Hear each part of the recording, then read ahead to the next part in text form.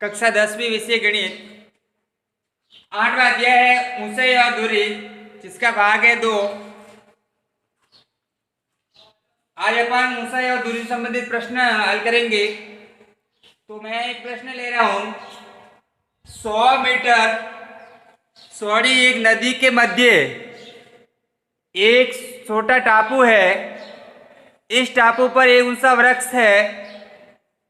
नदी के विपरीत किनारों पर दो बिंदु P और Q इस प्रकार स्थित है कि P तथा Q से वृक्ष की चोटी का उन्नयन कोण 30 डिग्री और 45 डिग्री हो तो वृक्ष की ऊंचाई ज्ञात करनी है।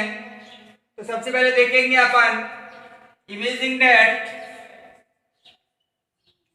ये एक 100 मीटर चौड़ी नदी है। इस नदी पर माना कि यहाँ पर टापू और यहाँ से एक वृक्ष है जिसका यहाँ पर ये कोण है, यहाँ पर बिंदु है, माना कि ये P बिंदु और यहाँ पर Q बिंदु है।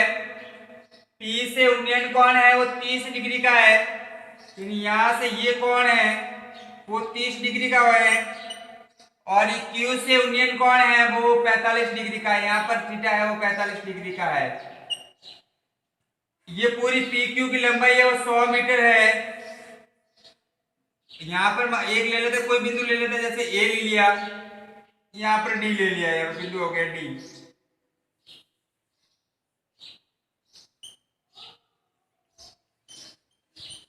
अब ये पूरी दूरी है वो 100 है। अपने को ये ज्ञात करना है, ये वृक्ष है अपना, ये ऊंचाई है ज्ञात करना है। तो सबसे पहले देखते हैं ये पूरी दूरी है वो एक 100 मीटर है और जो अपने डायग्राम बनाया है उसमें दो त्रिभुज बन रहे हैं।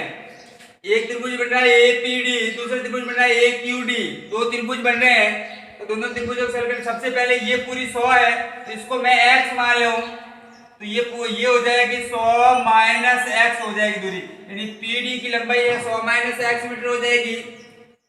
QD की लंबाई है वो x मीटर हो गई और ये जो AD है जो वृक्ष की ऊंचाई है उसको अपने ने h मान लिया। तो यहाँ पर दो त्रिभुज है APD और AQD। तो सबसे पहले समकोण त्रिभुज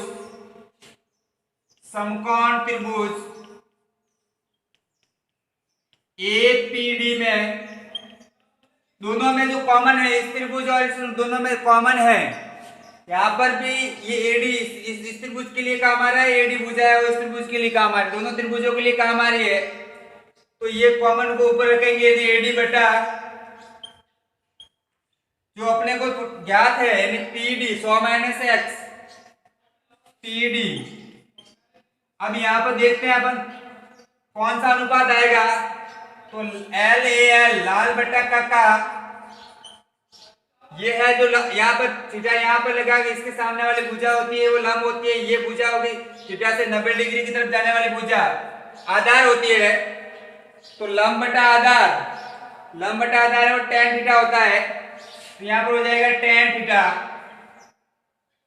AD का मान अपने ने h माना है, h बटा 100 माइनस x बराबर tan 30 डिग्री हो जाएगा, क्योंकि ये थीटा का मान यहाँ पर 30 डिग्री है, tan 30 डिग्री हो गया। अब देखते हैं यहाँ tan 30 का मान रखना। तो अपने पास है ये है वो 0 डिग्री इंडिकेट करती है अंगुली, ये है 30 डिग्री इंडिकेट करती है और ये है वो 45, 60 और 90 डिग्री। tan का मान है वो अपने को पता है tan थीटा बराबर होता है sin बाई cos थीटा। यदि यहाँ पर 30 डिग्री मान आ रहा है, ये 30 डिग्री मान है, तो पहले साइन के लिए क्लॉकवाइज चलते हैं, सॉरी एंटी क्लॉकवाइज चलते हैं। तो यहाँ पर पहले ये की अंगुली है तो यहाँ पर आ जाएगा h by 100 minus x equal to, यहाँ पर साइन 30 का मान है वो √ का 1, ये क्या था वर्गमूल का। दूसरा आ गया cos 30 डिग्री के क्लॉकवाइज चलना पड़ेगा, 1, 2 और 3, √ के 3 आ जाएंगे, यहाँ पर आ जाएगा √ का 3। अब देखते हैं अपन ये h का मान ज्ञात करना है। h के साथ जो संख्या है उसको जो भाग में है इसको गुणा में भेज देंगे। तो इस संख्या का इससे गुणा हो गया तो h बराबर हो जाएगा h बराबर 100 minus x by under root के 3। ये एक ऊंचाई का इसका मान आ रहा है, वास्तविक मान नहीं है क्योंकि इसमें x है, वो x का मान अभी तक अपन को पता नहीं है। तो इसके लिए यहाँ पर इसको समीकरण 1 बना करके छोड़ देंगे, समीकरण 1 हो गया। इसी प्रकार दूसरा त्रिभुज लेते हैं,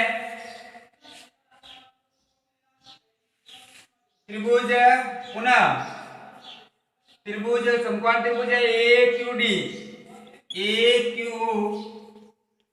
में अपने को जो कॉमन है वही ऊपर रखना है, एडी में ऊपर रखेंगे तो एडी बटा नीचे आ जाएगा, ज्ञात है वैसे ज्ञात नहीं है लेकिन ये भुजा रखेंगे अपन QD। ये भी वही हुई, अनुपात वही हुआ, लंब बटा आधार, लंब बटा आधार होता है वो tan थीटा होता है, tan थीटा हो जाएगा। AD का मान अपने पास h है और इसका मान x है, बराबर हो जाएगा tan 45 डिग्री। और tan 45 का मान सबको बताइए लगभग 1 होता है, नहीं तो मूल्य को इस तरह से कर सकते हैं। ये 45 डिग्री इंडिकेट करती है, इधर भी 2 है और इधर भी 2 है, 2 से 2 कट जाएंगे, यानी 1 आएगा। h बटा x बराबर 1 हो गया। यहाँ पर देखते हैं ये x है वो गुणा सॉरी भाग में है तो इधर भेजेंगे तो 1 को x से गुणा हो जाएगा तो हो जाएगा h बराबर हो गया x एकम x। ये दूसरा समीकरण प्राप्त हो गया। अब यहाँ देखते हैं समीकरण में दोनों बार इसका मान ज्ञात किया है, एक बार तारा 100 माइनस एक्स बटा अंडर रूट 3, दूसरी बार ज्ञात करते थे वो x आ रहा है, जबकि ये दोनों समान होनी चाहिए। तो इस समीकरण 1 और समीकरण 2 को दोनों को समान रखने पर समीकरण 1 व 2 से यानी ये भी x का मान है, ये भी x का मान है, तो इसकी तरफ यहाँ रखते हैं यहाँ पे ये मान, तो x बराबर हो जाएगा 100 minus x by under root 3। अब अपन देखते हैं यहाँ पर है वो संख्या है अंडर रूट के 3 है, वो है भाग में है, इसको इस तरफ भेजेंगे तो ये है कि तो आ जाएगा अंडर रूट 3x बराबर 100 माइनस एक्स। अब x का मान ज्ञात करना है, x को इधर ले आएंगे तो ये हो जाएगा under root 3x plus x बराबर 100। अब यहाँ पर भी x है, यहाँ पर भी x है, दोनों तरफ x है तो x कॉमन ले लेंगे, x बराबर हो गया x अंडर रूट 3 प्लस 1 बराबर 100। अब x का मान ज्ञात करना है तो x बराबर हो जाएगा x बराबर 100 बटा ये संख्या है गुणा की संख्या भाग में चली जाएगी अंडर रूट 3 प्लस 1। अब यहाँ पर जो नीचे वाली संख्या है वो अपरिमेय संख्या आ रही है, यानी हर अपरिमेय है अपना, तो हरों का परिमेयकरण करना पड़ेगा। तो हरों का परिमेयकरण करने के लिए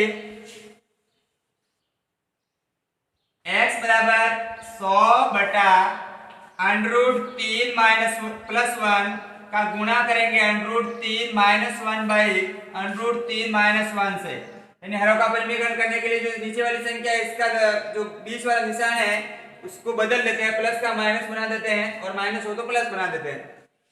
यहाँ पर इसको गुणा करेंगे तो गुणा आ जाएगा 100 अंडर रूट 3 माइनस 1 बटा यहाँ पर a plus B, a minus B है, a plus B a minus B होता है, वहां पर क्या होता है a square minus B square हो जाएगा, यानी अंडर रूट 3 का वर्ग, अंडर रूट 3 का वर्ग माइनस 1 का वर्ग, तो यहाँ पर संख्या हो जाएगी 100